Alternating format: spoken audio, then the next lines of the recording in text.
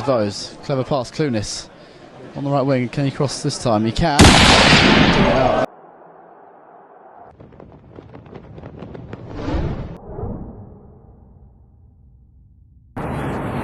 Have it.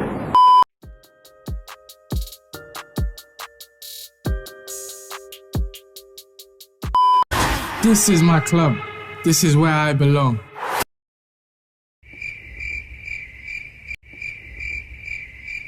What's going on, people? It is Wasenna and you guys are watching the post-match presser. This is the show that's everything football, and today we're going to take a little bit of an in-depth look, a burrow, a dig if you will, into Manchester City under Pep Guardiola. We're going to look at everything he's done, the tactics he uses, his philosophy, his style of play, the transfer rumor surrounding Harry Kane, and how Harry Kane could fit into Pep Guardiola's plans next season. In any case, Pep Guardiola is one of the most successful managers in world football and is comparable to the likes of Sir Alex Ferguson and maybe Jose Mourinho. His tactics are a big part of that. He's done it in Europe, he's done it in Barcelona, he's doing it at Manchester City, and he did it in Bayern Munich. Oh wait, Pep, that's not the positioning we mean. He prefers to play with a flat 4-3-3 formation with inverted fullbacks on the right and left. He prefers to play wingers who overlap and interchange, and they prefer to switch in accordance with the fullback in their respective side. He prefers to play with a very stable defense that's aerially adept and involves passing out from the back, and it's a hugely possession-based game. I think Guardiola doesn't depend a lot on long passes, kind of like the ones Liverpool used in the Premier League winning campaign, I think 2 years ago. Pep prefers to pass out from the back, he prefers to dominate possession, and he prefers to create chances from midfield prominently or the wing. Guardiola also has a trump card, the false nine formation, which he started using a lot in Barcelona days. I remember that game against Real Madrid where he played Lionel Messi as a false nine, and it was hugely successful. He's reinvented it in Manchester City with playing the likes of Kevin De Bruyne or Phil Foden in that position, where the centre forward or the player who's supposed to be at the forefront turns and changes position and goes deep into the midfield. He plays as a deep-lying attacking midfielder of sorts and creates chances for the other wingers, who in this case will be referred to as inverted forwards. His fullbacks are also inverted. He prefers to play with inverted fullbacks. When one goes forward, the other will drop deep to cover the base, and he prefers to use a solid centre defensive midfielder or a roaming defensive midfielder, in this case Rodrigo. Now, Manchester City have been reportedly lining up a bid of 160 million for Tottenham and England striker Harry Kane, and it's quite interesting because Kane is a world-class striker, don't get me wrong, he's a world-class centre forward, and the numbers he puts up are mad. They're stunning.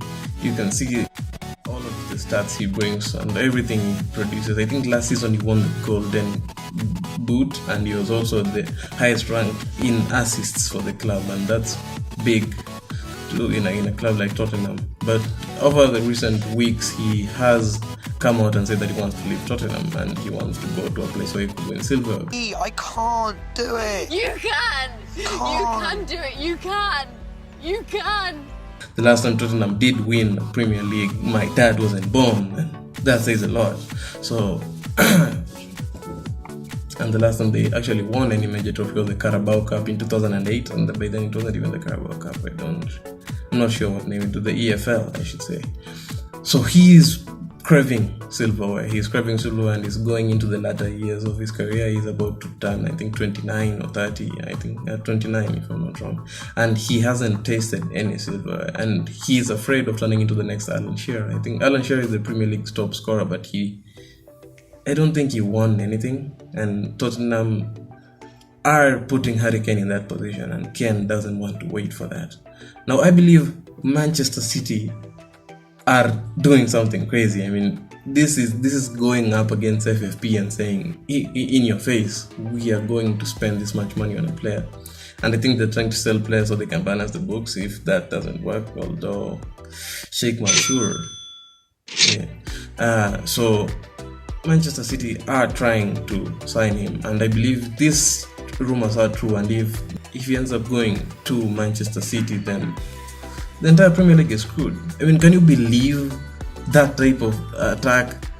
Kevin De Bruyne in the midfield with his amazing passes to Harry freaking Kane in the Premier League. I mean, Pep Guardiola is literally saying, I'm going to turn this into my own farmers league, because I doubt there are many players as lethal in front of the goal in the Premier League as Harry Kane. And with the service that De Bruyne gives, with the service that Mahrez gives, with the service that players like Cancelo give when they run up the field, they don't even think Cancelo is an attacking, he's a right back anymore. It's dangerous. It's going to be. Every other Premier League team is screwed, because that attack is going to be dangerous. We are screwed. Everyone is screwed. And there's also reports that they want Grealish, so that potentially means Grealish is going to be on the left wing. And imagine that attack. Imagine that Manchester City squad, as solid as it is at the back with Diaz and Stones. That midfield of Rodri pivot with KDB and Gundogan there. Foden on the bench and potentially, and also he's also a game changer. Mahrez on the right wing, Grealish on the left wing, and Harry freaking Kane in the middle. Everyone is dead.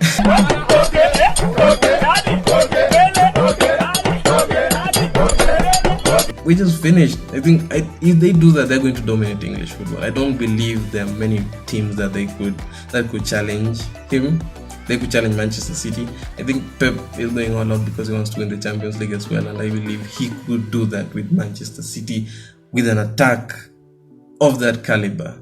The firepower there is just nuts. It's just nuts. I don't believe anyone can try to match that. So it's crazy. It's crazy what they're doing. But if they get it done, I fear for the rest of the Premier League. I fear for everyone else. Manchester United just signed Sancho, and I am gassed about that. But I don't think just signing Sancho is going to make us title contenders compared to the likes of that team right there. This team here, this team is mad. This team is nuts. Anyway, this was just supposed to be the first of many scope into the top clubs in the English football, and I'm going to do it a lot more with Manchester United, Liverpool, and the other teams to come, and where I think they'd be. And I think at the end I'm going to do a Premier League prediction of this coming season, given every signing that have been made by then. I'd really like to hear what your thoughts are on this entire Manchester City embargo, and what else you think they can do, and what you think your respective club can do to match Manchester City's ambition and what they're doing in the window. But yeah, if you haven't checked my two previous videos, the link will be down in the description, I think at the end. Otherwise, thank you so much for watching. We have our social media platforms, the Twitter and the Instagram pages. I think the link will also be down in the description below. And go give us a follow, like our page, and share. Thank you so much for watching. Hey, no, wait. Before I forget, we are going to be doing podcasts over on every good podcast, Deezer, Spotify, and the likes. We'll be doing podcasts once every week. We'll be bringing on a lot more guests onto the show so we can talk more about football in depth. Thank you so much for